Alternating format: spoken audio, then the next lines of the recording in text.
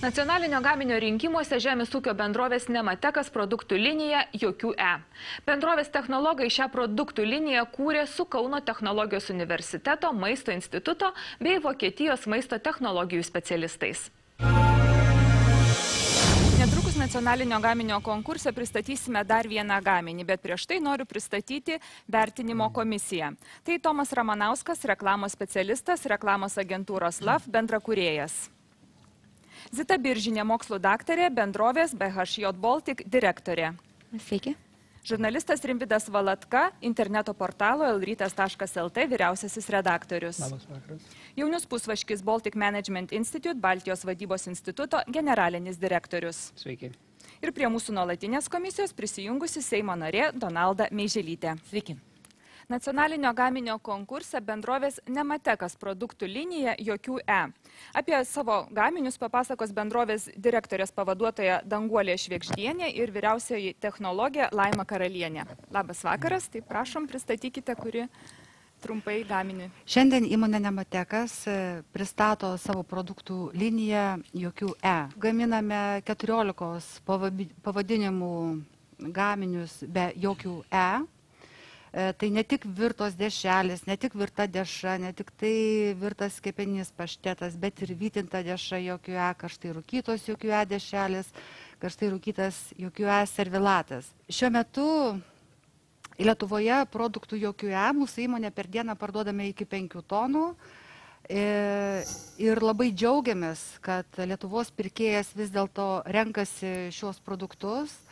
Tai aišku yra didelis mūsų darbo įvertinimas, didžiausias laimėjimas ir šiandien labiausiai džiaugiamės tuo, kad šiais metais dalyvavome tarptautinėje parodoje, kuri vyko Vokietijoje.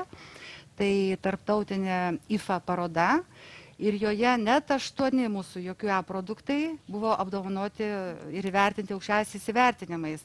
Aukso medalius pelnė virtos jokių E dešelės, vytintos dešelės, sidabro medalius pelnė karštai rūkytas servilatas, karštai rūkytos dešelės.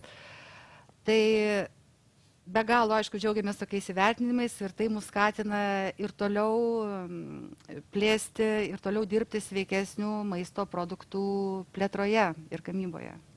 Dėkui už pristatymą, kol jūs pristatėt savo produktą, mačiau, komisijos nariai ragavo kai kuriuos gaminius ir turbūt turi klausimų. Prašau, ponė Rimvydai. Laikau šitą dešrą, jokių E. Kad jokių E tai labai puiku, bet dabar man pasakykit, jei ne kaip per išpažinti, tai bent panašiai. Ar aš galiu manyti, kad šita dešra yra rūkoma? Čia vyriausiai technologai klausimas. Šita dešra yra rūkoma panašiai, kaip mano senelis rūkydavo dešras. Yra rūkykla, yra dūmas, o ne taip, kad, kaip skaičiau, prie vienos dešros parašyta, kad į priedus įeina dūmo skonio priedas. Kitaip sakant, žmonės žino, kad lyg ir neberūko dešrų šiais laikais. Ar tai tiesa? Čia yra vytinta deša, jokia, kurios gamybos procese nėra naudojamas dūmas. Ji yra brandinama ilgą laiką. Todėl galiu dar kartą patvirtinti, kad jinai negauna dūmo ir be abejo tikrai nėra naudojama jokios skonį sustiprinančios medžiagos, kurios yra panašios į dūmą. Ką jūs naudojate, kad jūs galite deklaruoti, kad yra be sintetinių E? Tai šių produktų gamybos procese nėra jų naudojama jokių konservantų, jokių stabilizatorių ar kitų maisto priedų.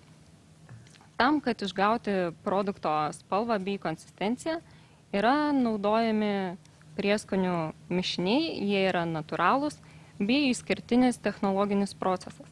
Bet tai reiškia, dėl spalvos jūs praktiškai naudojate, yra augalinius, yra priedai, augalinės medžiagos, skaitykime, yra prieskoniai, ar ten daržovės, ar uogos, kurios yra turi savyje be abejo tų pačių veikliųjų medžiagų, kaip ir kituose, bet tik tai jos yra natūralios organinės, bet tos pačios veiklios medžiagos. Natūralūs prieskoniai. Dar vieną klausimą. Mane vyriausiai technologija labai gražiai nukirto dėl vytintos dešros. Mulkis neskiria rūkytos nuo vytintos, bet va turiu dešrelių. 240 gramų, ar ne? Taip. Pasakykit, prašom pasakyti, kiek čia yra gramų mėsos. O kiek sojos ir kiek šito, tai aš parodysiu. Iš Jodą reikia 240 kiek yra gramų kiaulienos ir jautienos. Kadangi, kaip minėjau, nėra pridedami jokie priedai ir naudojamos tik tai liesos žaliavos, taipogi ir vandens kiekis yra labai nedidelis, tai 90% yra naudojama mėsos. Negali būti. Gali? Taip yra. Ačiū, Ką turbūt pagal mane komisija gali. patikėjo, kad produktas yra geras ir dabar įvertins tai savo balais. O kol komisija apsispręs, kokiais balais vertinti, aš priminsiu, kad produktas vertinamas dviejose kategorijose - pagal jo ekonominę vertę ir produkto išskirtinumą. Kiekvienas komisijos narys kiekvienai kategorijai gali skirti po 20 balų. Daugiausia gaminys gali surinkti 100 balų vienoje kategorijoje. Ir balsuoti už produktus taip pat gali žiūrovai, jie tą gali padaryti interneto portale elrytas.lt. Ar komisija pasirengusi paskelbti savo verdiktą? Pone Tomai, pradėsim nuo jūsų, kaip visada, prašau. Tai ekonominė vertė ir produktų skirtumas yra vienodas balas po 15. Pone Zita? Taip, kadangi aš vis dėlto esu susijusi su mėsos pramonė ir turiu būti išlikti kažkaip neutrali, tai todėl tiek už ekonominę vertę, tiek už išskirtinumą duodu po 15 balų. Dėkoju, ponė Rimvidai. Tai už ekonominę vertę skiriu 17. Nu, išskirtinumas taip pat kaip su muilu. Nu, užmuškit, dešra yra dešra, tai 12. Taip. Dėkoju. Tiek ekonominė vertė, tiek produktų išskirtinumas po 15. Po 15 dėkoju. Donalda, kaip vertinate jūs? Šiais metais 10 duodu 18, 12 duosiu 20, o aš už protekcionizmą vis dėlto ir 20 balų. Ačiū. Komisija Nemateko gaminį be jokių įvertino pagal ekonominę vertę 70 balų, o pagal produkto išskirtinumą 77 balais. Noriu priminti, kad nacionalinio gaminio konkurse gali dalyvauti bet kuri įmonė. Tai reikia užpildyti anketą interneto portale elrytas.lt, o žiūrovus raginu balsuoti taip pat interneto portale elrytas.lt.